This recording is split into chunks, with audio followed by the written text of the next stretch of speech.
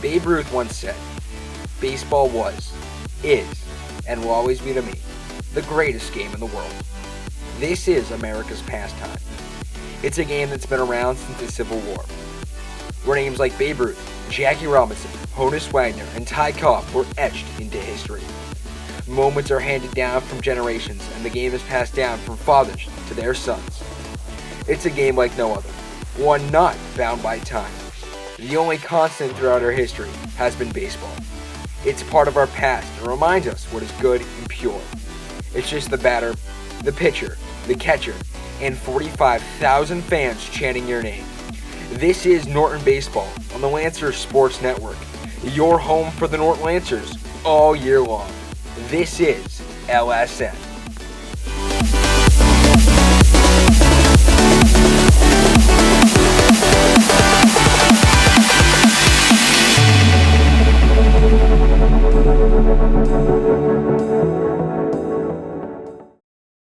Welcome to the Lee Birchall Complex, Game 2 of our doubleheader today here on Saturday afternoon. A beautiful day. It's cooled down quite a bit since the first game, but bright, nice, sunny, baseball weather.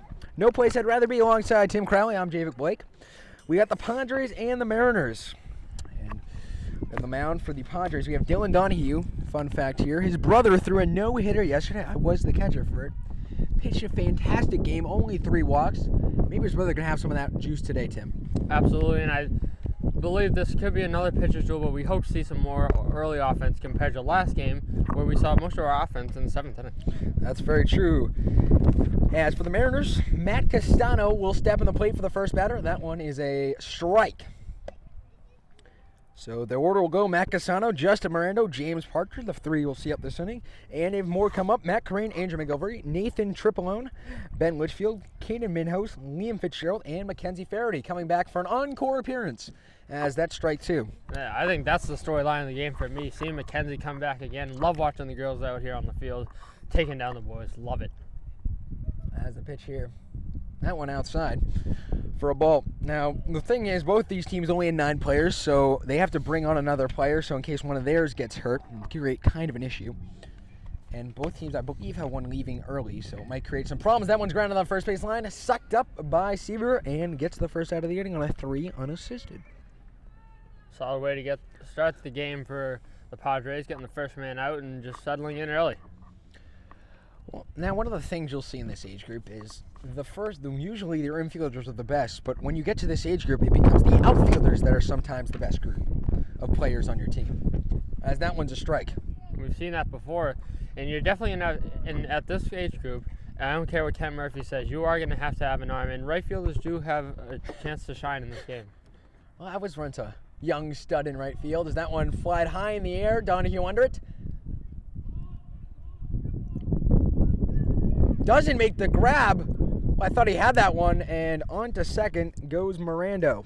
So he gets a single and goes on the miscue.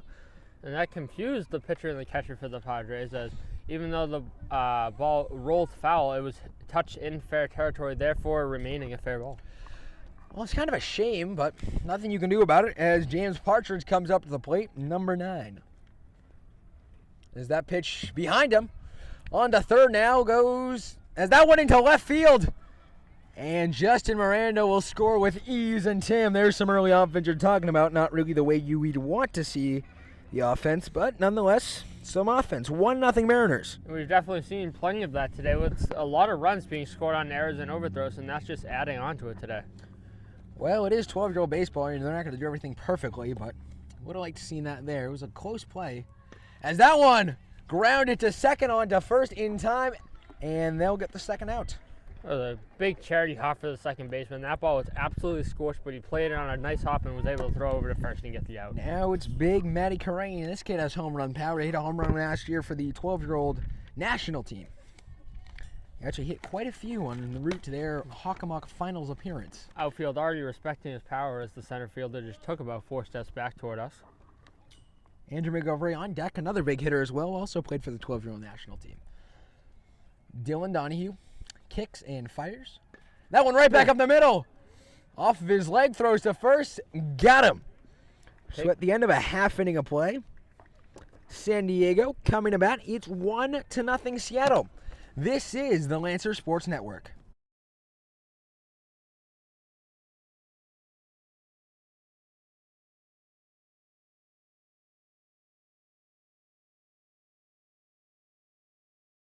Welcome back to the Lee Bird Show Complex. Thomas Franzosa at the plate as the first pitch from Anthony Triplone is a strike. Good way. Apologies, Nathan Triplone is a strike. Good way to start for the hurler, getting the first pitch over. Always a great start to a batter, throwing first pitch strikes. Trademark pitching. As that one grounded back up the middle to second on to first. In time is the call from Joe Orsi. Not too sure about that one, but nonetheless, Thomas Franzosa is out in the 4-3, and Dylan Donahue comes back. Love the hustle by the leadoff hitter, showing them great speed down the line. That's why we run every ball out. I love seeing that out of the kids. And here comes the pitcher, Dylan Donahue, hits this one deep to left center. And it one gets down onto second, goes Donahue, the throw. Not in time as it goes towards the dugout, but it won't go in. Blocked by our own banner there, seeing that one. And that could have been a close to play if the throw is down just a hair. Great throw in from the outfield, but just a tad high. Ryan Seaver at the plate now. This kid has home run power. I've said that about most kids today, but they're all 12. Most of them do. It's a fair estimate to say most of them have home run power, as that one's a strike on the high and outside. Well, it's a valid statement. Most of these kids at this age level have, if not hit one, have the power to, and it's what makes 12-year-old baseball so exciting. And that one's a ball down low. So it'll be interesting to see if anything does come from that. It's man on second now. San Diego trying to tie this thing up. Seattle score in the top of the inning. And that one is a ball low. Great way to get down and block that with the gear for the catcher. 2-0 the count. As the pitch here, Donahue off to third. Seaver hits this one into center. Caught. Gets back. And they call him out. Well, they called Dylan Donahue out, so they didn't get back in time. So a quick first inning for both sides. So at the end of one inning of play, it's 1-0. The second inning coming up right after this.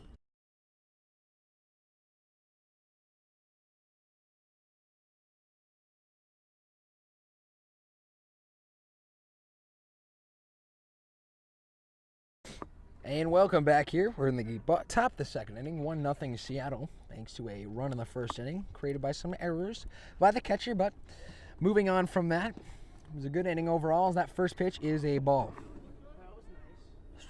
Jake, I hate to toot your own horn, but I think that might have been a strike. The beauty of radio. As that one's strike two on the outside corner. Yeah. Just getting the kinks out early in this game, but you know what? We're going to be ready for the end of it. You're right. You are right. The pitch here. That one a swing and a miss. Strike three. Good morning, good afternoon, good night, Andrew McGilvery for the first out of the inning. Getting anxious on the 0-2 pitch. Chases the fastball away. Great piece of pitching. So this pitch now high and tight for ball one. You know what? Speaking of high and tight, I did see something on Baseballism yesterday that made me laugh, as I did of English yesterday. It was, as the pitch here from Donahue, that one's a strike. It said the Baseballism Baseball Dictionary. Warning, it's a noun, and it means high and tight. It's simple English. I mean, that's exactly what it means, as he gives another pitch high and inside. But, you know, I looked at it and said, yeah, that's pretty much true. That is exactly what a warning is. As Dylan Donahue with the pitch. That one is strike two. Javik, I definitely have to agree with you, and that's really one of the hallmarks of pitching is coming inside. And I really got to learn that when I had the honor of meeting Pedro Martinez this past winter at Red Sox Winter Weekend. As the pitch, that one on the outside. Did he try to throw down Zon Zimmerman as well? Huh? Did he try to throw down Zon Zimmerman as well? Oh, he probably would have if he was there, but you know what? Pedro, he's just one of the idols you have to look up to as a pitcher. As that one is a ball outside, and he gets a free pass. Well, one of the idols you have to look up to if you are a Red Sox fan, that would be. Well, if you say who's your dad, we could have some problems after the game, but you know what? I'm going to let it go because he pitched in Game 7 when we came back from 3-0, so. But it's that we. The pitch here, that one is outside. That one just right in the corner for a strike. He did, but do you want to remember 2003? Maybe not. But Aaron do you want Boone to coming back once again. cough, Dave Roberts? As that one fouled back to the screen as Nathan Triplone was second. Well, that's a story for another day and another time. Not Exactly. pertaining to this game. Do you really want to have this argument again on air? Well, I don't call it an argument. I call it an educated conversation. Educated rivalry. Exactly. It's all Two very it's all in educated good fun. people. As that pitch there, that one a swing and a miss. And that's strike 3 for the second out of the inning. Really admiring this Padres pitching staff, really going after hitters, challenging them with the high heat, and so far, the opposing Mariners have not had an answer. Caden Minhos up now, with Liam Fitzgerald on deck. The pitch here, that one is a ball outside, and Triplone will take second without a throw. So interesting move there, not throwing down to second. I would have thrown down, but he seemed to get a little bit late to realizing he was going, as you never heard the fielder say, he's going, but nothing you can do about that one, as that's a strike in the outside corner. Well, Javik, I also am inclined to say that a 15-year-old catcher on an AAU team does have a little bit more faith in his arm than a 12-year-old catcher playing opening day in rec league. Yeah, what I'm saying, the infielders, they weren't talking. Well, that will come. That will come. That's true. You got to remember, folks, they're only 12-year-old kids. I mean, that one... That is the definition of they were only 12-year-old kids. And that was pitch over his head, went swinging at that anyways. Looked like he was chopping some lumber at a Portland Timbers game. Definitely going for the Ian Zimmerman tomahawk swing. I like to relate things to current events. Portland Timbers. As that one down the line, Jason Soares with the catch. The F5 to end the inning, and Seattle escapes. San Diego escapes without letting Seattle score a run. We're at the end of an inning and a half. It's 1-0 Seattle.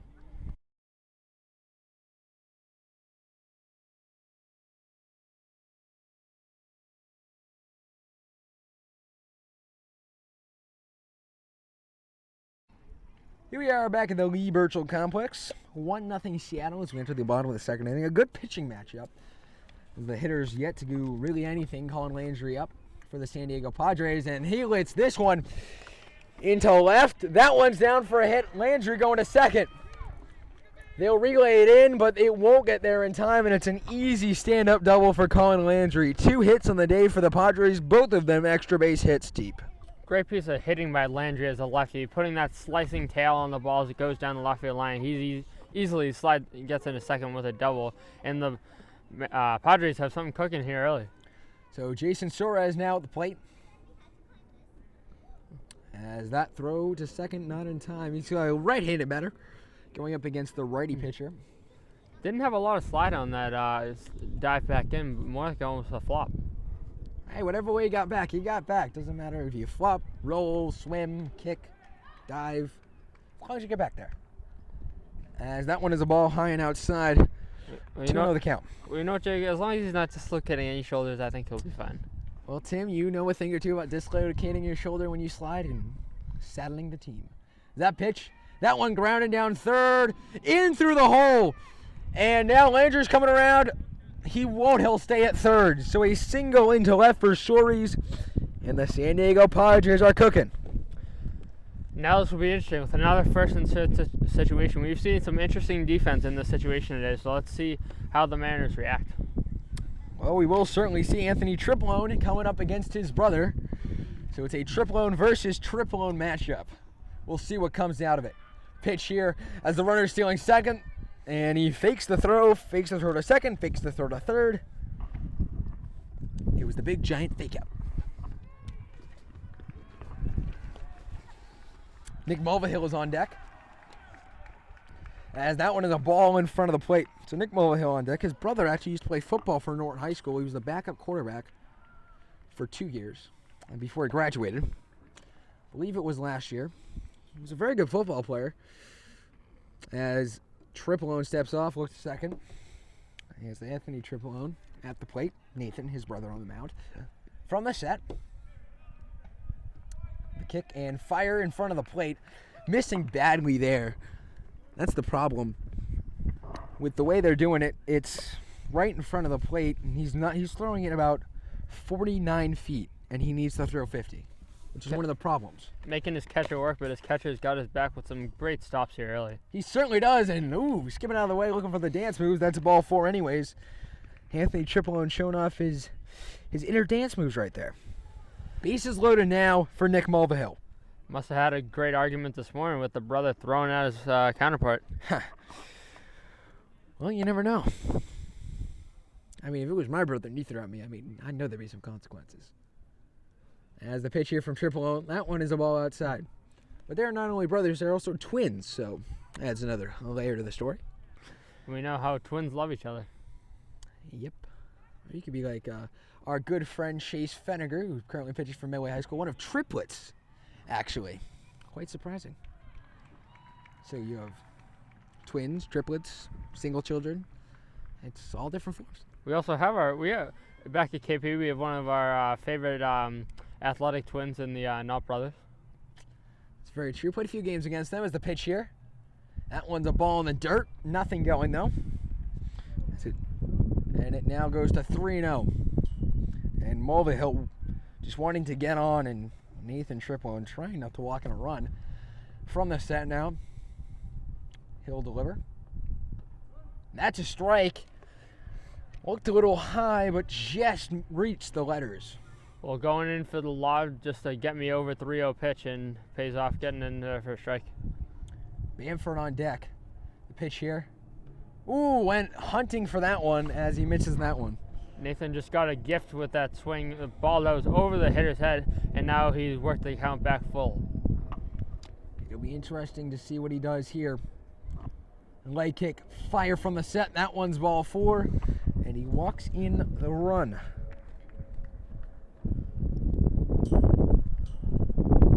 So we're all tied up at 1 now as he walks in a run. As John Bamford comes to the plate, as there's nobody out here. He's walked 2 consecutive batters, and the pitching coach will come out and have a shot. It'll be Joe Mirando. Probably the 4 coaches on this roster. And now the whole infield come in, discussing probably the defense with the bases still loaded and telling Triplane to settle down. You have a defense behind you. Let's just get us a ground ball and see if we can get out of this. Well, they're hopefully be certain they will. And no outs, though, is the problem. Exactly. Well, we could see a triple play here, maybe if the cards are played right, just like the White Sox did a couple weeks ago. Or the Brewers last night, who scored a 5-4-3 triple play. So coach back in the dugout, triple on the pitch, and that one's a ball. The backhanded stop by the catcher. Way to slide on the pads and get over the block it. So Fogarty on deck, Lander in the hole. As the pitch here. That one is a strike in the inside corner. A good pitch to Bamford. Beautiful pitch. Took something off it, but really had great location on that pitch. Bamford, last game he was on LSN actually, was the battle at Birchville last year. He went 1 for 4, but had a huge double as that one's in the dirt for a ball. We'll see if he can continue it today. Now, obviously, that was 10 months ago, but we'll see if he can continue it. Looks to come up big with the bases loaded and really break this open here in the second. We'll see if he can. The pitch, that one is a ball outside. Catcher's looking to frame some pitches early. He hasn't gotten many of the calls yet. 2-1 the count. Triplone from the set. That pitch is ball 4. And he walks in another run. And the one thing I said, Crowley, to say I wasn't thinking was going to happen has just happened. A walk fest has ensued. I think 3 straight rocks. And the coach has to be thinking he's got to do something else as Fogarty's at the plate. And that one is a ball, and he can't seem to find the strike zone right now. I think at this point for Triplane, this could be really just a matter of confidence. He really needs to settle down, take a deep breath, step off, and just toe the rubber and really be ready to bear down. Well, we'll obviously see what he's doing here as the pitch. That one is a strike, and confidence. If he throws a few of those, he might get his confidence back and start throwing it over the plate. That's a beautiful spot to keep it down and away from a hitter. Can't do much with that, especially at this age group. That's true, Tim. As Triplone from the set, kicks and fires. That one's a ball. And 3 balls and 1 strike is the count. Trying to get back in this. The base is loaded. Sherwood on at third, Mulvihill at second, Bamford on first. 2-1 San Diego the score. That one is a swing and a miss. And now coming home, Triplone caught in a rundown. Everyone will go back to their bases safely, though, thankfully for the Padres.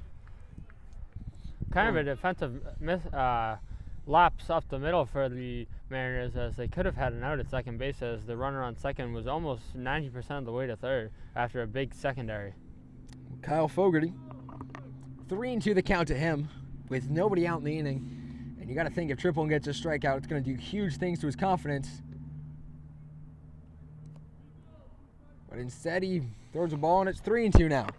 The count becoming an issue already. Now becoming a huge pitch here for Triplone early in the game. As Triplone with the pitch. That one's ball 4 and another walk. The 4th straight, and the coach has to think about pulling him at this point. And here comes coach, and I believe he could be getting the hook right now. 4 straight walks after a good 1-2-3 first inning. And he will. Mark McGilvery will make the change. And number 3, Matt Corraine is coming in. 3-1 San Diego is the score. This is LSN.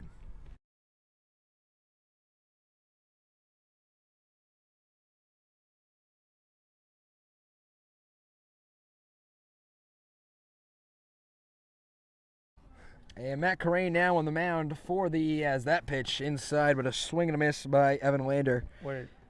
Matt Corraine on the mound, 0-1 the count. He jammed the header there, really making a statement as he comes in throwing inside. As that one outside now. Tried to go the other way, and it'll be 1 ball, 1 strike the count. He just missed on the outside. So Corraine looking to come in and throw some strikes and get the Mariners out of this jam. Hopefully trying to, as that pitch is a ball. Triplone's stats aren't final yet. He did leave the bases loaded, so we'll have to wait a few minutes before we get the final line for him, but we'll let you know as soon as we get there. He did throw 1+ innings, allowed 3 hits, 4 walks, no strikeouts. Just looking for the earned runs at this point. That pitch, that one grounded on the first base line. McGilvery throws home in time, and a fielder's choice by Evan Lander. Smart play by the first baseman to throw home and get the force out and make a good, clean throw of the plate. So 1 out now.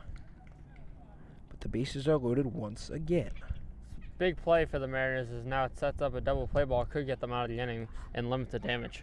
Very true, Tim. We'll see if that happens. As we're back to the top, Thomas Franzosa grounded out to the shortstop last time he was up. The pitch to him. That one strike 1 at the knees.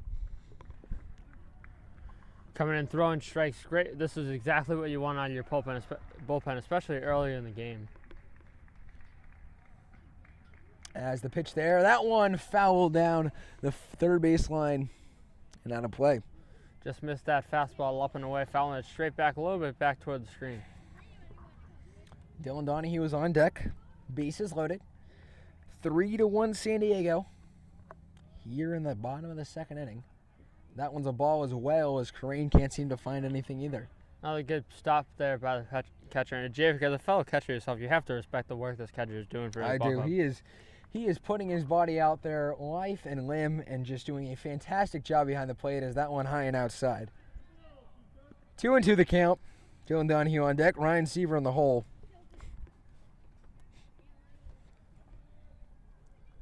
Comes to the set. Delivers. That one is a strike on the outside corner, just biting the black, and Franzosa goes down for the second out. Great pitch down and away. Good pitch selection, fastball down and away. Nothing you can do with it except watch and head back down to the dugout. And Dylan Donahue up, hit a big double, trying to look to stretch that just a bit farther as he has the bases loaded. Maybe a grand slam in the happening. That one's a ball back, picked up first. Not in time.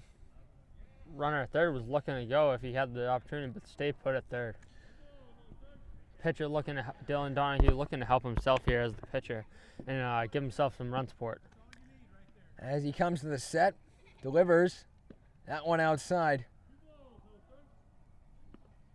So Evan Lander on first, Kyle Fogarty at second, John Bamford on third. One other thing I love about the catcher is paying great attention to the runners. And that one is inside for another ball. Keeping them close. 3-0 the count. Keeping them close with the fakes, and as we've seen already, isn't afraid to throw behind the runners. Ryan Seavers on deck. As he pitches this one, that one's a strike. And you didn't think he was going to go with that one. Absolutely not. Just trying to groove one right down the middle, get over. As he delivers this one, that one high, ball 4, and another run is walked in as Ryan Seaver will now come to the plate. So 4 in the inning. So once again today, the walks coming back to bite the Mariners, and they're going to really need to bear down over the next couple innings and limit the base on balls. As the pitch here, that one is a strike in the outside corner. Beautiful pitch selection. Great pitch on the outside corner. Way to start off the at-bat. So an update in the bottom of the 4th inning. The game playing on the backfield, Virtual B. It is 5-1 Mahong Valley Scrappers. As that one down the third base line, picked, and Karain falls all over himself, and that's a run. It's one of those tough plays for a pitcher and a third baseman, having to communicate, one of those in-betweeners, and that was really perfectly placed, especially with the situation, and get a run in. Definitely Lander now at third. Definitely an unconventional RBI, but hey, it's an RBI nonetheless. That's very true. And even better, it'll probably be ruled a clean single. So Colin Landry up on base. Is up now. As that one inside. As I was saying before, an update from the backfield. Mahong Valley Scrappers are leading the Charlotte Knights by a score of 5-1 in the 4th inning. Definitely not a matchup you would see in real minor league baseball. That pitch is high. Mahong Valley Scrappers playing in Double-A, or single, high, short season single A in the New York Penn League, and the Charlotte Knights playing in the International League in Triple-A. So at the set now, Karain goes. That is a ball outside.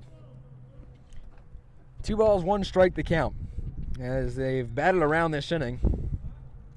Once again, an inning fueled by a number of walks by a pitching staff. As the pitch now on the outside corner is a strike. Behind in the count 2-0, another lobby-in strike that the batter was taking. Eventually, these hitters have to get smart and begin roping these balls. And the pitch to Landry now, that one on the outside again. Another free pass, another walk, and another run.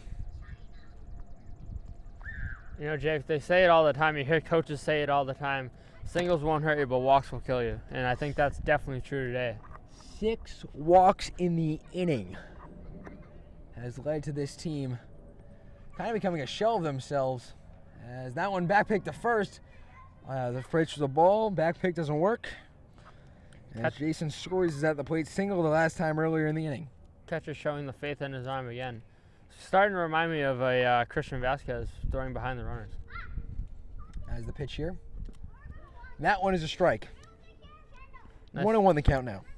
Nice fastball location right at the letters to start him off.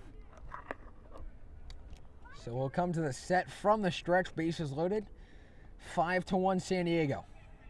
As that one is a ball. And I'll tell you, Javik, there could be a lot more runs on the board if it wasn't for the work of this catcher. I'm really impressed by the way he's working back there. He is doing a fantastic job, as that is another ball. 2-2 the count.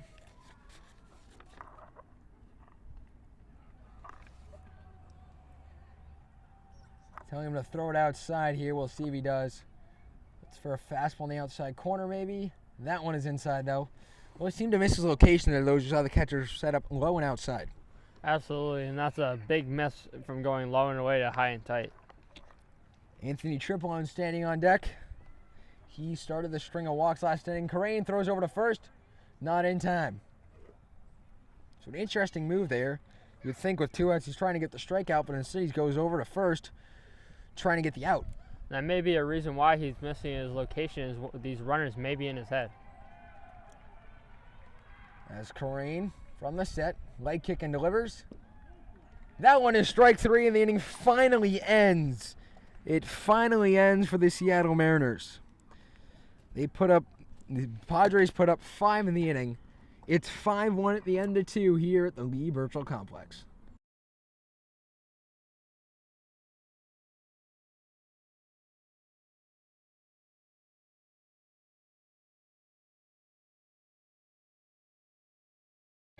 Welcome back, guys. A new pitcher on the mound as Jason Suarez comes in. Donahue went 2 innings, only gave up 1 run on 1 hit, a walk, and 2 strikeouts. You know, Jake, after only 2 innings of work and a big lead, they may be trying to follow in the Phillies' footsteps and just kind of rest their arms for later in the week. As you see, you might, but the Phillies, again, they kind of made a show of themselves in the later innings. Exactly. And I think they may have pulled a little bit of a Grady Little and left Josh Coffey in a little too long. Just a little too long. He did allow 8 in the inning, which is something you never want to see happen. As Suarez kicks and fires, that one's a ball. 2-1 the count. And up until that point, he had really pitched great, came out of the pen, was firing some fastballs in there with some great velocity, and then just kind of everything broke down around him. They lost some mental toughness, and I think that was really the key to their loss today. As Liam Fitzgerald checks at that one, but it's a strike anyways. 2-2 the count. Overall, Mackenzie Faraday is on deck. and she was one of the stars of our earlier game, and I thought it was really a great game on both sides, and hopefully this comes to follow in the footsteps. And that one is a ball, make it 3-2. Or ball 4. Fitzgerald walks. Faraday coming up to the plate. She definitely has home run power. Absolutely. This girl can hit. She's launched some bombs on the American League squad. As the runner now going, and the catcher drops it, so there won't be a throw. And even if he did have time to throw, I doubt he would have gotten him, as the runner got a fantastic jump at first. Fitzgerald, obviously a speedster, stealing that one very quickly. As Triplone steps off. My apologies. David, from my angle here, that might have looked like a buck. I think he stepped off with the wrong foot. But you know what this is? This is 12-year-old baseball. I believe there probably will be a little bit more lenient, as it is a learning experience. As the pitch, that one is a ball, and on to third goes Liam Fitzgerald.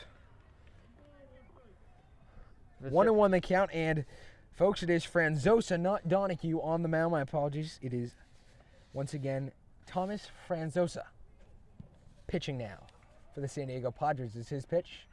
That's strike 2. 2-2 the count. Fitzgerald's really carried this offense this inning, as he's stolen 2 bases, and really not be a lot of his speed, but really just because of the great jump. That's a hallmark of base running. As Faraday strikes out on that one. She already vacated any chance of going to first as soon as she walked out of the batter's box. So 1 out now, and up is Matt Castano. Grounded out to first last time he was up. But with a man only 70 feet away from scoring, he'll definitely try to do something. That one is a ball high. Definitely looking to throw some strikes, especially with the man out there. You don't want to allow any pass balls, and especially throw strikes with a big lead. Strikes is the key for the pitcher.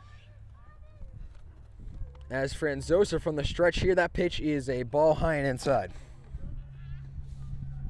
So both teams won their last game. The Padres won theirs 14-10 over the Rays. And the Mariners won 2-1 over the Phillies. Is the pitch here. That is a strike. Nice pitch down in the zone. Great location on it, and now he's ahead in the count.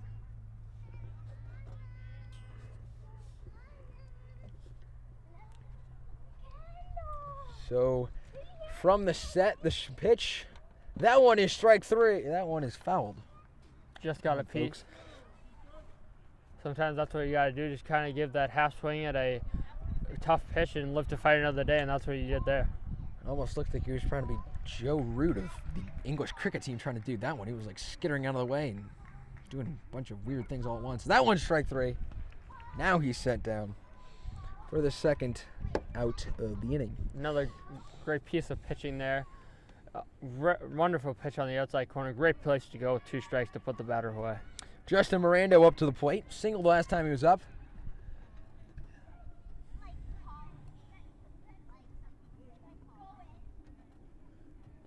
We had Thomas, the umpire, repositions himself behind the mound. As that pitch is outside for ball 1. So the Mariners really do not want to leave this man on third, especially after that long first inning giving up a number of runs. They need to get this offense back and going. Hopefully they can do it here. So Franzosa, the set pitch. That one fouled high. And a foul ball barely dunking in as the catcher couldn't find it. If he got the mask off a little bit quicker, he may have been able to look up and see that. But as a catcher, JV, that has to be a tough play. Hey, it's always a tough play. You got to turn around, find the ball, and catch it, especially with the short backstop. You don't know if it's going over or not, especially with the different spin that it puts on the ball. But you know what? He tried. He's 12 years old. I couldn't make that catch at 12. Oh, I probably couldn't back in my days of catching, but I was also a lefty catcher, and lefties aren't meant to catch. That is very true. That's why you play first. As that pitch is outside for a ball. 2 balls, 1 strike, the count. James Partridge on deck.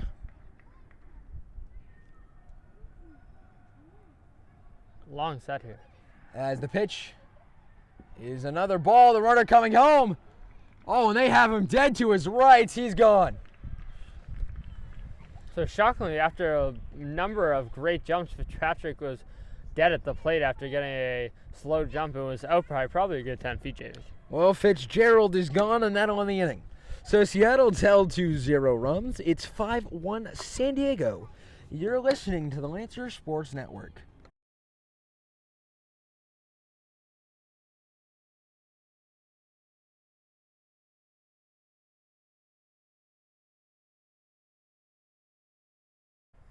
Welcome back to LSN. We are here in the bottom of the third. Crane coming out for his second inning of work as he toes the rubber, and we are ready to go here in the bottom of the third. It's Tim Crowley taking over for a little bit of play-by-play for Jake Blake. And the runner batter fakes the bunt, pulls back for ball 1. We will have Justin Mirandis leading off, the number 2 hitter here for the Padres here in the bottom of the second. Crane kicks and fires. And that is popped up. Crane under it and drops it. Tough play. And runner will reach on an E1. So now, after the error and a man on first, James Partridge, the number 3 hitter, will come up looking to drive in another run for this Padres offense. Crane sets. Holds, looks in. Runner goes, and the throw is offline, and the runner steals second. So Crane did hold the ball, trying to throw off the timing of the runner, but that did not matter as he got a great jump and stole second base easily. So Crane looks in. Seth throws the pitch, and a little bit down and away for another ball. So the Padres offense, after a huge first inning fueled by a number of walks, is looking to add on to this monster lead here in the second inning. There's a swinging strike up at his eyes for Partridge. I should have left that one for the Birds, as he is now behind with 2 strikes. So Crane looking to put him away here. Holds and throws. Runner going, strike 3, and now at third he is safe. So going for the strike him out, throw him out double play. Got the first part, but they could not throw out the runner at third. And now there is 1 out for the Padres. So now we'll have 1 out with a man in scoring position just 70 feet away. And now Crane gets ready to throw again.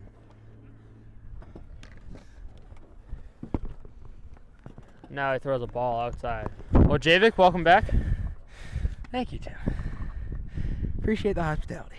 Well, Javik, you seem a little out of breath. Crane sets and fires.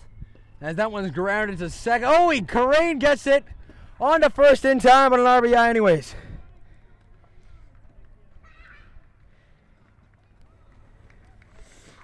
So great play, even though he didn't get the runner at home. Still a great diving play to get off the mound. Great way to field his position and get the out at first. Jake, I didn't mess up the broadcast too bad, so. I think you did a fine job. Off-speed pitch for a swinging strike, and the count is 0-1. With 2 outs in the inning, and the bases cleared for the Padres, looking to start up another rally. Another swinging strike and a pitch down and away. So there's some great location for Crane here in the bottom of the second. It's definitely true, Tim. 0-2 the count to John Bamford. Kyle Fogarty on deck. You didn't mess it up that badly. You just put the stats in the wrong scorecard. As that one Nice. is strike 3, and that will end the inning. So Kyle Fogarty goes down, and that'll end the inning. 1 run in the inning for San Diego, and it's 6-1.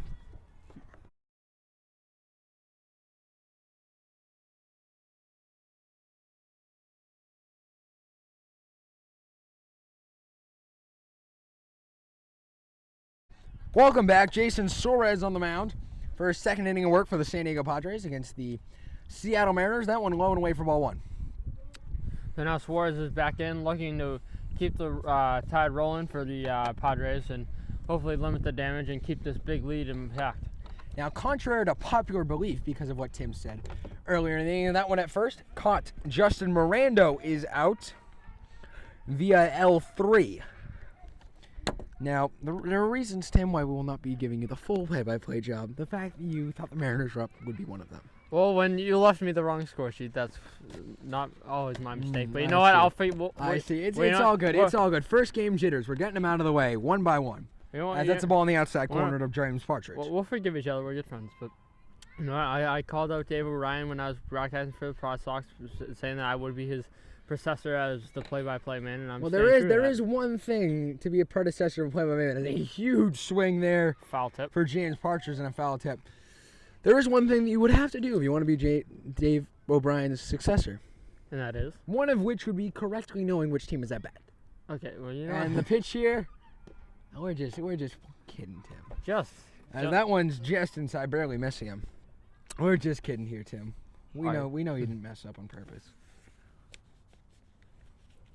But anyways, top of the 4th, 6-1 San Diego.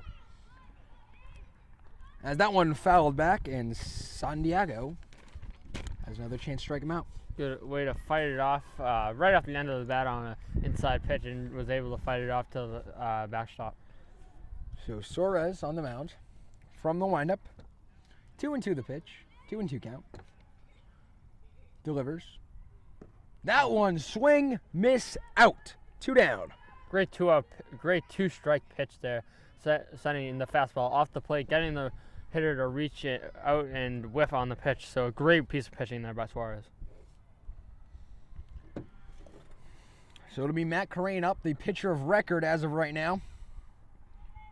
And that one's a ball. Misses down and away on a bouncing pitch fastball to the plate.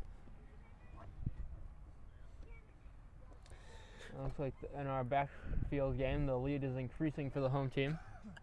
So the Scrappers are up 8-3 over as that one fouled out of play down the third base line. The Charlotte Knights leading the Mahong Valley Scrappers, or the Scrappers, my apologies, folks. The Scrappers leading the Knights 8-3 in the 5th. Looks like that last pitch from Suarez could have been driven, but the hitter got jammed a little bit, and that was why he fouled it back. It's been kind of surprising today. We haven't seen a lot of hard-driven balls. As that one driven, a little bloop out, and that one the inning. It's an inning by Nick Gill with some help from Jason Suarez. So at the end of 3.5, it's 6-1 in favor of the San Diego Padres.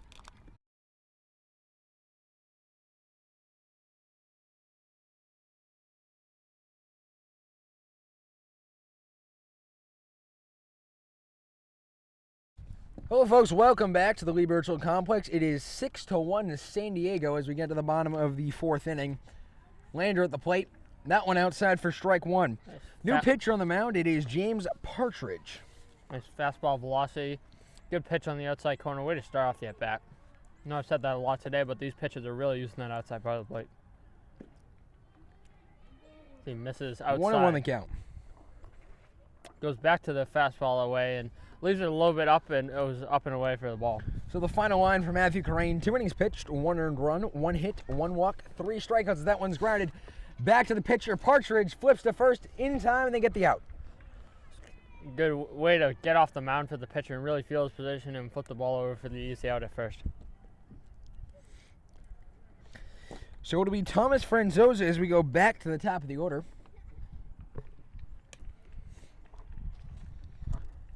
It'll be Partridge on the mound.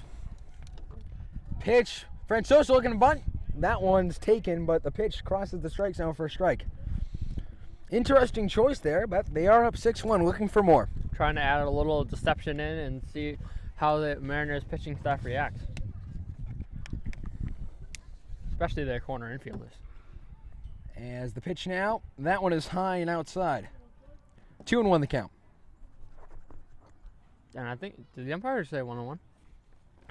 I believe he said 2-1. I think we went for 1-1. It's up for an honest interpretation. It's like a painting. The pitch, that one's a strike. Looked like it had some late movement across the plate. Did you see that too? I did. 1-2 the count. Although we know that wouldn't be a curveball because we know at the 12-year-old level curveballs are illegal. That pitch is outside. 2-2 the count now to Franzosa. Dylan Donahue on deck. Ryan Seaver in the hole as we take a trip through the order once again. Delivers. That one down the line. Foul.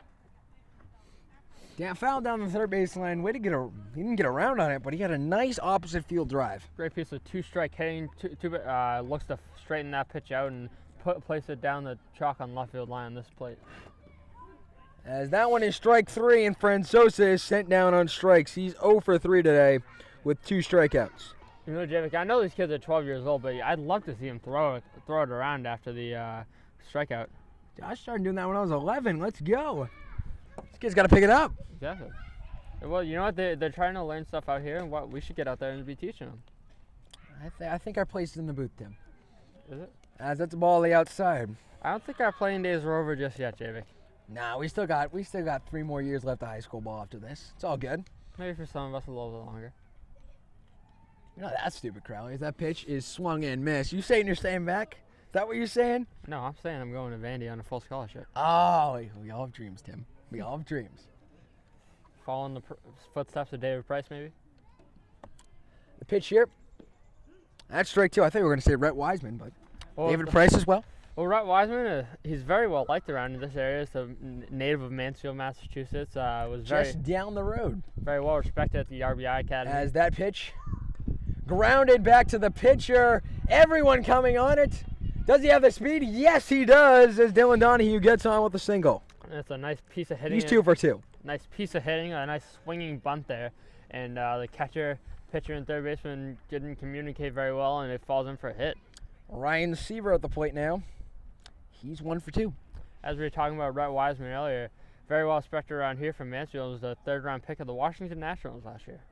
Interesting to see him. As that stealing second now as Dylan Donahue gets a throw, but decides, you know what, I'm not going to slide. And he still takes the runner just to make sure he's on the base. Always good to do that, because remember, there's times where the runner will be off the bag. I've seen it happen multiple times. Always good to check that runner. As the pitch, Donahue off for third. Grounded back to the pitcher. Throws to first. 1-3 to end the inning. And we stand at the end of 4. 6-1 San Diego here on LSN.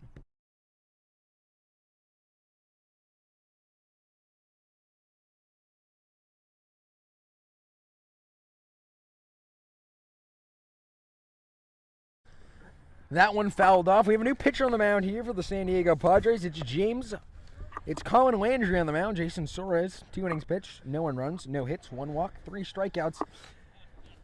As Seattle has only been held to 1 hit this entire game, and that was all the way back when Justin Mirando singled in the first. That one ball outside. This is really showing the dominance today of the Padres pitching staff with great control of their pitches and really not allowing Seattle to get anything going. Well, Tim, you sound winded as well. We're all getting our running in between innings, aren't we? You know, I was showing you my Jacoby Ellsbury speed, dude. I see. There must be some scouts in the area. The pitch here. That one is high and outside, makes it 2-1. Well, I did recently sign up for a college scouting program, so hopefully in the next couple of years I can add some great stuff to my resume. Well, maybe. As the pitch here from Landry. That one fouled off down the third base line. And hopefully that'll hit that right off the end of the bat. That was a weird pitch. right off the end of the mat, and it had this weird spin. It spun, it was like going forward, and then all of a sudden it was spinning backwards. I had to explain the science of that, hitting the ball off the end of the bat, and why it creates that spin to a kid on our team the other day. As the pitch here. That one down the line to short. Donahue to first. He's got him by a good 10 feet. This textbook by Donahue. Great way to set his feet and make the throw off for a scorching 2-hopper. They've retired the last 8. My apologies. They retired the last 9. Ben Litchfield, the last kid to get on base, was Nathan Triplin back in the second. And that's something you really don't see at this age group. This is dominating pitching, and the Padres put up a whole lot of runs last game. They put up some runs this game, and it seems to be showing themselves as an early contender to be one of the favorites to win the league. And Seattle. That's strike 1 in the bottom to the Nathan Triplin. And Seattle's really seemed baffled by the pitching, by every pitcher that's towed the rubber for San Diego. As Nathan Triplin has left the game, I am being told, due to a family issue, so due to another conflict. So it's Ben Litchfield in the box. As that one grounded to second, off the glove of Franzosa, and Litchfield gets on with a single. It's weird the way that ball took a kind of hop, and it looked like it had some spin off the bat, and that may have been why he kicked it off his glove. Well, it's always the good old Burchell hop. Oh, absolutely. Well, the lack thereof, since there is no grass, but it's there's pebbles, there is mounds of dirt. It's an interesting field to play on, folks. Well, we've seen that back in McMorrow and Rentham too. As the pitch here, that one inside for ball.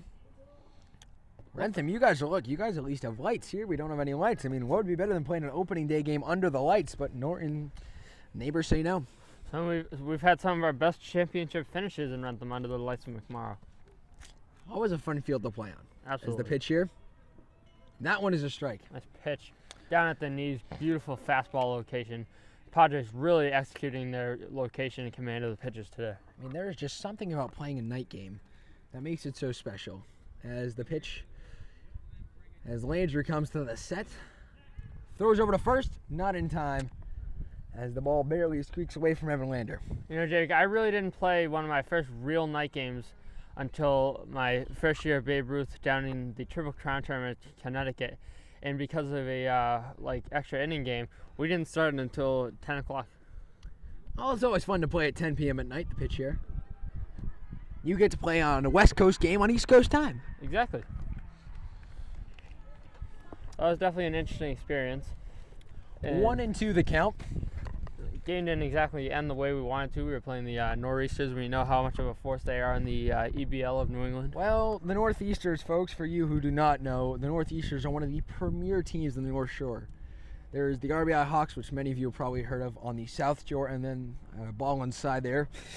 2 mid-hosts, and then the North Shore, there's the Nor'easterns, and they are probably 2 of the best competitive programs in Eastern Massachusetts.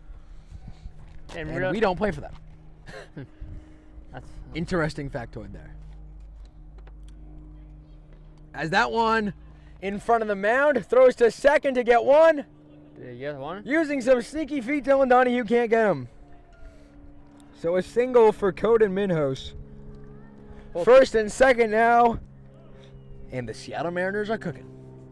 And now we're going to have an umpire conference to discuss the play that just happened at second base. Donahue and the runner avoiding each other, avoiding a collision, and that led to some interesting. They might be calling out Ben Litchfield on slider avoid. They might be doing that because he didn't slide into second. And Dylan Donahue was trying to race across the bag, so they might call him out just for that. And that they just did. Called it. How about you? Yeah, there we go. Showing your inner umpire. Well, even though I was the one that was strapping up the pads and calling balls and strikes today. I was marching a parade this morning. A beautiful opening day parade, folks. For those of you who couldn't get down here, a wonderful opening day parade. So Litchfield out and slider avoid. Wonderful parade earlier in the morning. The pitch here, and that one is a strike. You had mentioned it earlier. Some of the kids we've seen today have had some swings that bring rain, as Adrian Beltres does. That kid going down on one knee and definitely resembles the former Red Sox third baseman, currently a Texas Ranger. There was actually a kid on my team when I played when I was 12 that hit exactly like Adrian Beltre. As the pitch slides into second, not in time. The only problem was he hit the ball about 200 feet less than Adrian Beltre did, but still, it looked cool. Yeah. And it shows the power that you put in your swings, but it only looks good when you hit it, because when you whiff on that one, you're looking silly. So, man on second, 2 outs. Liam Fitzgerald at the plate, walked last time, came around and got caught stealing home. That one's a ball, and on to third comes Minhos. No throw. And he'll advance on the pass ball. You know, Jake, even through the tough game that the Mariners have had offensively, I've really been impressed by the great jumps their base runners have had, reading the balls in the dirt and going on regular pitches and stealing these bases. Well, they have had fantastic, as that's a swing and a miss for strike 3 ending the inning, but they have had fantastic jumps, but they can't get a hit. 2 hits this inning, they'll bring their total to 3 at the end of 4.5. It's 6-1 San Diego.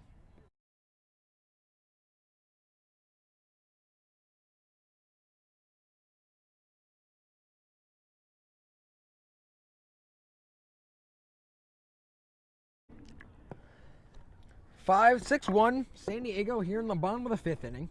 Stepping into the plate is Colin Landry. He's 1 for 1 today with a double and a walk. That one's outside for ball. Just missing on the outside corner. Beautiful fastball location. And I know, Jake, you have to be getting sick of me saying that, but really the pitchers have really used the outside corner phenomenally. Well, as you said in the first game, it's going to be a pitcher's day, and it's just whoever has more hits is going to win. And it's happened in both games. Until the pitchers broke down, in the first game, it was a duel. And in this one, San Diego is on fire. Their pitching staff has been amazing. And Seattle just doesn't really have an answer. And we'll see if history repeats itself. As that's a ball in the outside corner, 2-1 the count. We'll see if history repeats itself later in this game if we have a huge offensive outburst in the last inning. That might be very true. But the way it's going right now, San Diego is cruising here with a 6-1 lead, as that one is a strike. Another almost kind of a breaking pitch, but we know that's not possible because breaking pitches, curveballs, sliders, etc. are illegal at this age group. It's very annoying, though, but they're trying to protect their arms. I give them props for that, as that one's a ball low and Colin Landry walks. Because we know, like, too many curveballs at this young age will destroy an arm, and I've become a witness to that throughout the last couple of years. I've witnessed it in Little League. We've had kids trying to overpower kids with curveballs, and they've had to change their throwing styles now because of the way they've thrown the curves. Also, with the rise of Tommy John surgeries, as that throw over to first, not in time. With the rise of Tommy John surgeries over the years, I mean, that's another concern for pitchers. And especially with some of the bigger names out there, every overpowering pitcher you see now seems to be getting it, Matt Harvey among others. As that pitch, that one high and outside to Jason Suarez. Anthony Triplone on deck, Nick Mulvihill in the hole.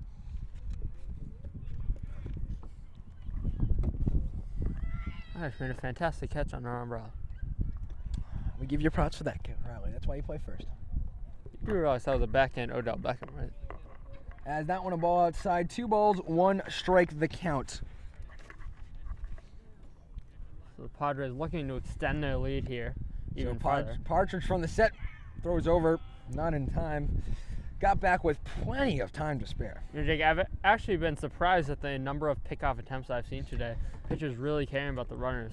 Yeah, but a good thing is they've all been good pickoff moves. It's not like they're lobbing it over there or they're throwing it 4 rows in the down the first base line. They're throwing good pitches. That one's outside.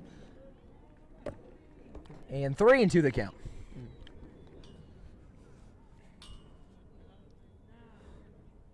Now see if the coach decides to send his runner with a full count, even without 2 outs. And the pitch. That one is a ball outside, and he'll get the walk. Another walk.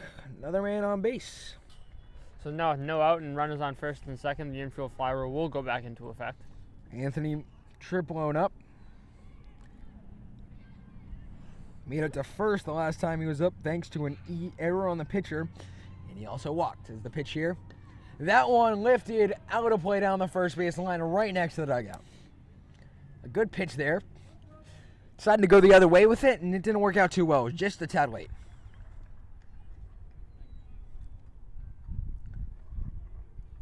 So Partridge on the mound. Landry and Suarez taking their leads. It's 6-1 San Diego. As he steps off and everyone will go back. Sometimes stepping off is probably the best move to avoid throwing the ball and avoid the risk of throwing the ball in the center field. Keeps the runners honest and avoids the risk of an error. So Landry off the bag. We're going to go to third. He doesn't. Blast ball, and now he does.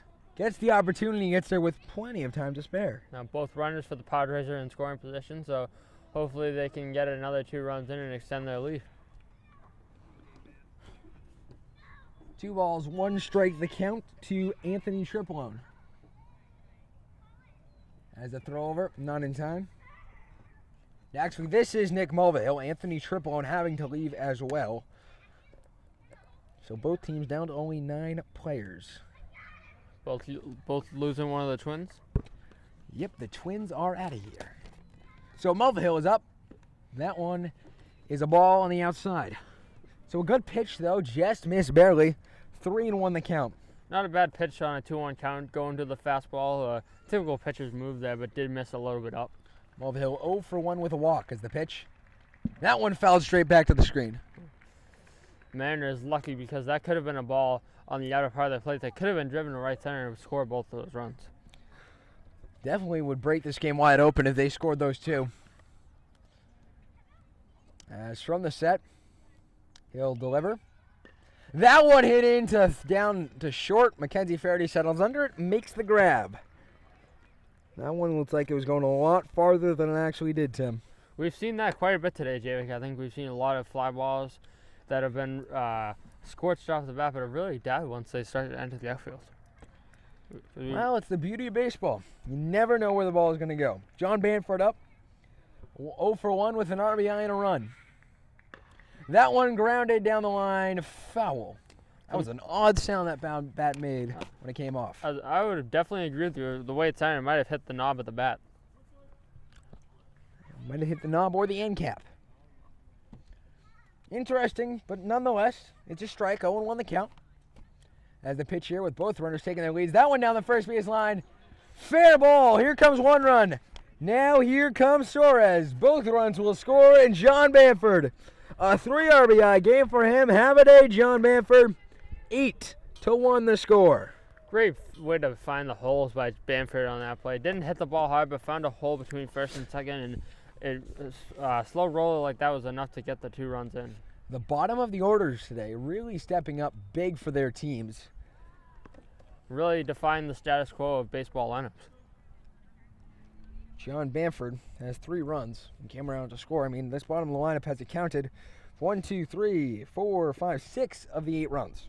Not a bad day. That's really been a theme for both games today, especially with the Phillies earlier, with the bottom 3 of their order really producing much of the runs today. Kyle Fogarty at the plate, the pitch. That one's a ball, but Banford off taking second. A throw down, not in time, not even close. Great play by the second baseman. They were able to keep it in front of him, having to come back across the back to keep that one from going into center field and preventing. A final from the backfield. The Scrappers beating, as the pitch here, that one is a ball. The Scrappers beating the Knights by a score of 8-4 in AAA baseball action. That looks like a good game. And we have a 2-2 count on the hitter. With Evan Lander on deck. The pitch. That one is a ball, makes it 3-2. Not a bad spot there, Javid, coming back across the plate and hitting on that outside corner, but apparently just missing. I like what the catcher's thinking here. He's working inside, then comes back outside, trying to fool the hitter, and it works perfectly there, but he just misses the zone. And that's strike 3 into third. Banford can't get it, skips through the outfield, and it's past everyone. Banford going home. And the throw is not in time. Banford scoring easily. Lucky that ball got far enough down the line because he waited a good 3 seconds before he got up to go and run that next run in. Banford, John Banford, have a day, my friend. 2 runs, 3 RBIs, 2 stolen bases, and a 1-for-2 night. His time is called. And a time is called as they got to wait for the umpires to get all ready to go. And now they are. Evan Lander up. He's 0 for 2 on the night. The pitch, that one is outside. So Evan Lander was one of the big heroes for the Rays in our first game with a really huge complete game, getting on base with some great range at short, and came in and threw a couple of solid innings on the mound. And the score 9-1 as the pitch here. That one a big swing and the miss. Now, folks, remember, if they score 2 runs here, it'll be all over thanks to the 10-run mercy rule put into effect here at the majors level. Really, I believe it is a good rule, as that one grounded on the line. Fair. Steps on the bag, and he is out. So that rule won't go into effect. A 3 unassisted to end the inning. And the San Diego Padres put up 3 runs on 1 hit at the end of 5 innings of play. It's 9-1 Padres here on LSN.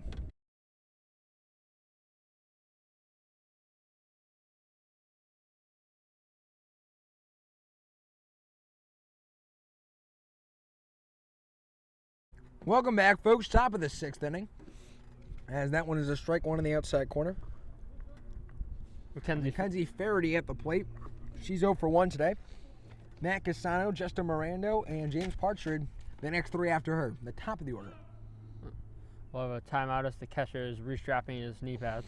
And I can tell you, that's happened to me one too many times, Tim. Oh, absolutely. I had a couple stops today while I was umpiring. I asked the catcher if he was fine with his pads, and they'd say, yeah, I'm good. Yeah, I'm good. Then he'd be fixing his pads in between pitches. I'm like, sure, all right. Yeah, I'm good. Well, you know, as a catcher, you just want to keep on playing. It's one of those positions where when you do it and you fall in love with it, you're like, no, I'm fine. Just let me catch. One of the toughest positions in sports. It's the most thankless job in sports, and it's the funnest. So that one is foul back to the screen, or most fun, as I should say, to please my English teachers if they are watching. Absolutely. Kenzie just missed that, fouling it straight back, and I'm sure she'll want that one back to drive. As Landry on the mound delivers the pitch. That one inside. She skits out of the way of that. 1 ball, 2 strikes the count. 9-1 the score. San Diego is leading. Top 3 of the order coming up next, but they are combined 1 for 6 today. They're really going to need to get something going if they want to have a shot in this game. So that pitch is inside. Looked like it hit the black, but just missed. 2-2 the count. And just as the Phillies facing their last at-bats, the Mariners are going to have to put up an 8th spot in this inning to tie it. This is very true. We'll see if they can do it, but the way the pitching of the Padres has held them today is that one right back up the middle. Landry has it, throws to first, and they're 33% of the way to the finish. Great play off the mound to get that first out of the inning. Now, an interesting thing earlier in the day, we had good pitching until the last inning, and today we have good pitchings right up until the last inning. And we'll see how this last inning goes and if it ends up going vice versa or if the pitching continues. As that strike one in the outside corner.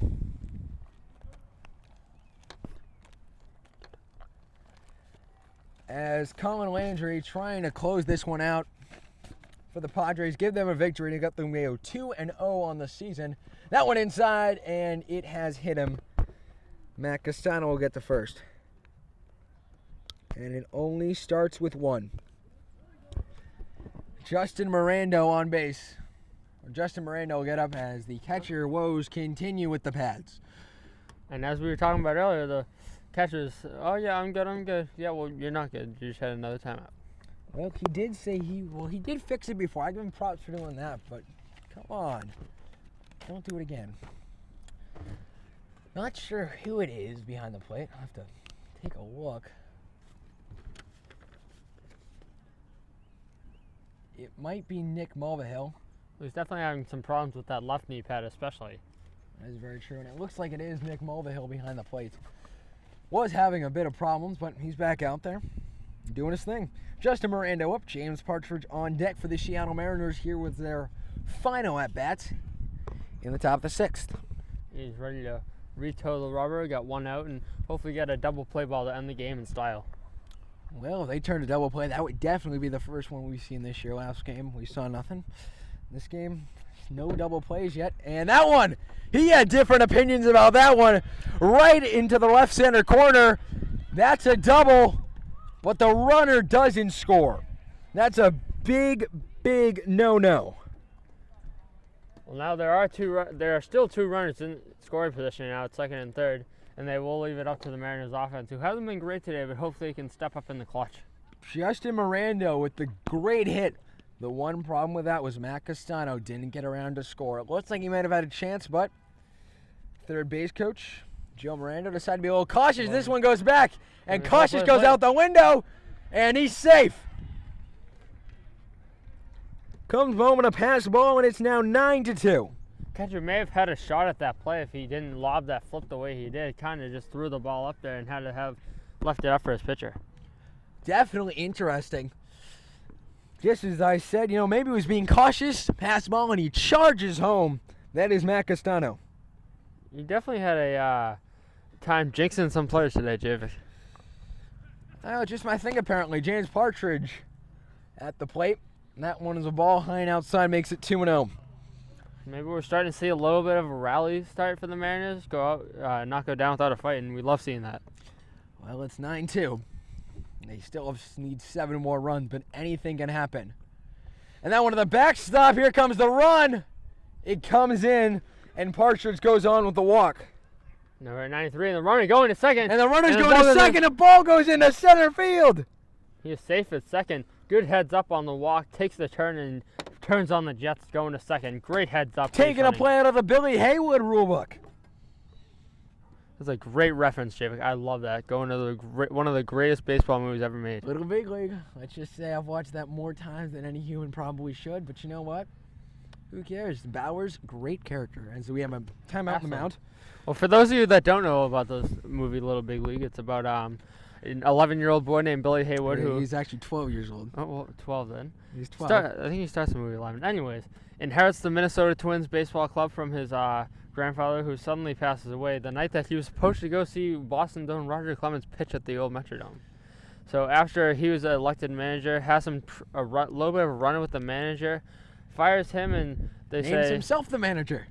Exactly. As now all the infielders come in as they break up the powwow, and they'll all go back to their positions. But a great movie, highly recommended. It's at the Norton Public Library, and you can go grab that, rent it, watch it. Absolutely. That, popcorn, Cracker Jacks, soda, that is the night. Absolutely. And then turn on MLB Network right after, or you listen to More Else Sun. Absolutely. That's another great idea. As the pitch here, as that one is a ball and it's hit the umpire in the head. Looks to be okay, but James Partridge will go to third. Now, Coach Craig Blake is out to discuss with the umpire. Just make sure he's all right.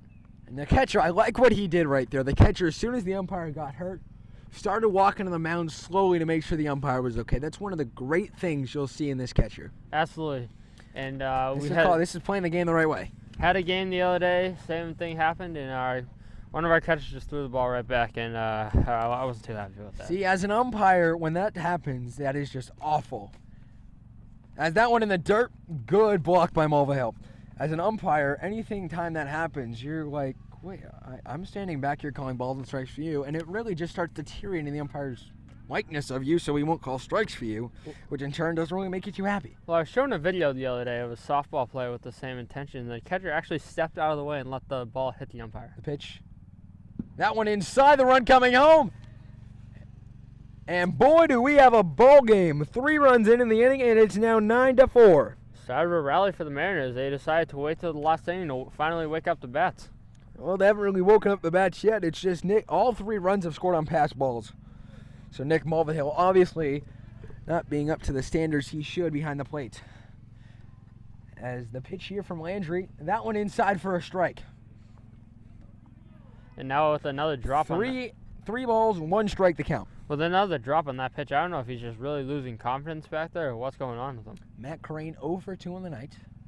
Partridge, the pitch, or Landry with the pitch. That one rocketed to center over his head off the wall. One hopper, and he'll be held to a single. That was a rocket. And that, Javik, I think you and I both have experienced this before. That's one of the only few disadvantages of Little League. You can absolutely scorch a ball, hit it to the fence, and still only get a single off of it. Well, it's all in the beauty of the game. Then when you get to the big league next year, that's an out. Oh, absolutely. When you get to the big field, that is definitely an out. And Crane might be going. They don't. Landry with the swing and the miss, but he goes anyways. Another drop from Mulvihill. Another pass ball. His 5th of the inning. He's really letting the Mariners team get back into the inning. I've personally experienced this before. We had some troubles back in our 12-year-old days during All-Stars with some catching problems, and Trust me, I know a thing or two about letting pass balls beat you. Well, it happens to all of us. It happens to me. Happens to dear Nick behind the plate. Is another pass ball, but that one was more of a wild pitch. So we'll give a wild pitch there. That one looked a little bit outside of his reach. But now there was a runner 70 feet away from making this a 9-5 game. And now another timeout for another restrapping of the catcher's pads. Javik, what is going on with this? That's why you double cross them. That is why you double them up. You don't go straight over. You got to X them. That's how you do it. I didn't know that. As that one down the line, fair through the legs.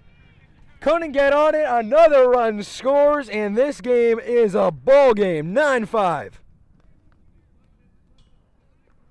Tell you, the pass balls are really letting the Mariners back in. Now the bats are starting to wake up. Exactly. They have 3 hits in the inning after getting 3 hits in the first 5 innings alone. So we'll see how the Padres can rebound and hopefully slam the door. 9-5 the score here. He'll deliver. That one is swing and a miss. And it gets by Mulvihill. And another runner goes to second on a pass ball. This is becoming a problem now. So they're definitely going to have some drills to do at the next practice. That's very true. There could also be some get the track shoes laced up. They don't play again until Friday against the Phillies. So hopefully the Padres will figure this out. The pitch here. That one is low. A good block, Mulvihill. Keeps it in front. You know what? The good thing about Mulvihill is even though he's not really doing so well behind the plate, he's still trying. Every single pitch he's down trying to block it. It just happens to go in the wrong direction. Exactly. He's still showing the effort. He's not drudging his shoulders. He's getting back out there. As that pitch is a ball high and inside to make it 3-0. So the Padres have really collapsed in this inning, and really there's no explanation for it. They came in with a 9-1 lead, only had 3 outs to got the first run pretty quickly, and I don't know what's happened since then. Oh, Ben Litchfield at the plate. Pitch that one off the glove. He tried to block it, but it just went off his glove. And now are we going to have another timeout? On third. Nope, we're good. Runner on third. 4 in the inning. It's 9-5 San Diego. As he'll deliver the pitch. That one is swing and a miss. Great pitch there. Came down and kind of had the bottom fall out of the ball as it kind of dropped in the lower part of the strike zone. Great pitch. Full count to Litchfield, and if Landry gets a strikeout, that'll be huge for the Padres. Landry comes to the set. The pitch. That one. Ball 4, and he'll get on base. Not what you wanted there. Yet another base runner for the Mariners. And no doubt he's probably going to be stealing second. And now a series of changes. So the first baseman will be coming in to pitch. Catcher going to the dugout. And we'll see how this pans out. And I like it. Landry's going into... All right, we'll try to sort this out. Landry's going into catch. Number 7, Ryan Seaver's going into pitch, and Mulvihill's going to play first. Oh, so it's just everybody's moving in a triangle. Exactly. So that's the end of the day for Landry. He only went through 1 1/3, so not that good of a day, but... Let me ask you, Javik, what do we have for pass ball set inning? This inning, we have 1, 2, 3, 4, 5, 6, 7, 8. We have 8, but remember, some of them were contributed to 2 base runners, so we probably only have about 5.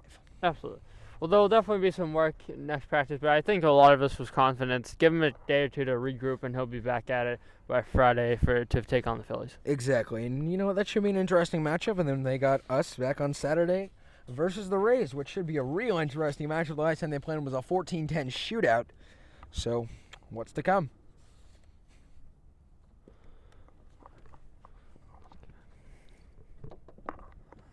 So we'll be getting back going soon with our defensive changes. Now we have a new catcher, new first baseman, and a new pitcher. So 5 hits allowed by Landry,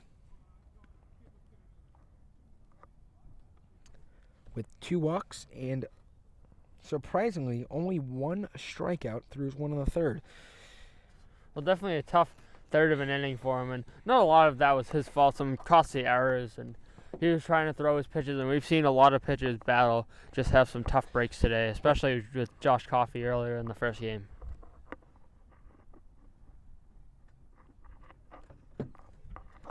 All right, so now we're back at it. The pitch here, that one fell straight back to the screen.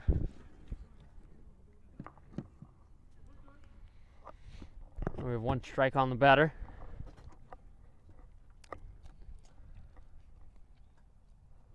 As he'll go to the set here, first and third. We'll see if Litchfield takes the steal. He does not.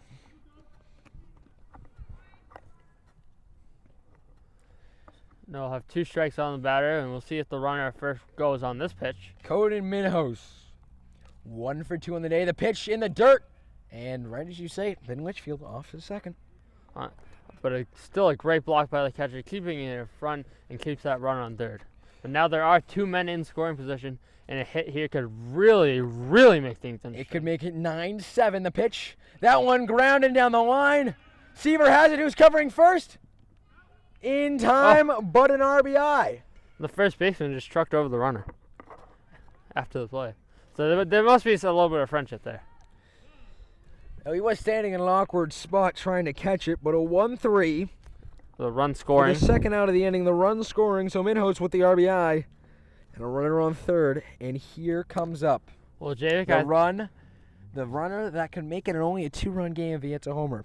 But it is Liam Fitzgerald. He's walked and struck out, and he's the last hope for the Seattle Mariners this afternoon. The pitch here from Seaver. That one a strike. Jake, This might be one of the best decisions Coach Landry had made all day, putting in Jake Seaver. He is killing it in the mound right now. And Javik, he really fooled the hitter. That was definitely an Adrian Beltre swing on that pitch. That definitely was. Trying to hit it out, but nonetheless, still a strike. That one's strike 2. 0-2 the count. 2 outs. Runner on third, only 70 feet away from scoring. And this is where heroes are. This is where the men separated from the boys. Right here. Ryan Seaver, the pitch. Strike 3. See you later, Seattle Mariners. Have a valiant effort, but in the end it doesn't work, and the Seattle Mariners fall to the San Diego Padres. What a great fight back by the Mariners. You have to respect the mental toughness to come back and rally in the last inning. Just as we saw earlier, tough loss, but some great offense in the last inning. That was the final score, 9-6. Crowley, what was your key point to this game? I think definitely early offense for the Padres, but definitely on some walks, some control for the Mariners pitchers. Definitely killed them early on. But I think the Padres are definitely going to have to work on some mental toughness this week after allowing a huge last inning and almost losing this lead. Well, it was a great game. The totals here. The totals for the Seattle Mariners. They scored 6 runs on 6 hits with 1 error and left 3 on base. On the other side, the Padres, 9 runs on 6 hits, no errors, and only 4 men left on base. One of the key points, only 7 runners left on base combined for both teams. And that shows a lot of things, that when runners were getting on, they were being driven in, and they were runs scored, and they were taking advantage of the runners in scoring position. Well, another great day, Crowley. Tim, happy, excited to work with you. It's been a great day. We'll be back next week, folks, for more LSN baseball. At 2 o'clock, we got the Phillies and the Mariners, and then the Padres at Rays coming a little later. We hope you tune in next week, folks. For Tim Crowley, I'm Javik Blake saying adios from the Lee Birchall Complex. The final score of our second game, the San Diego Padres beating the Mariners by a score of 9-6. This is LSN.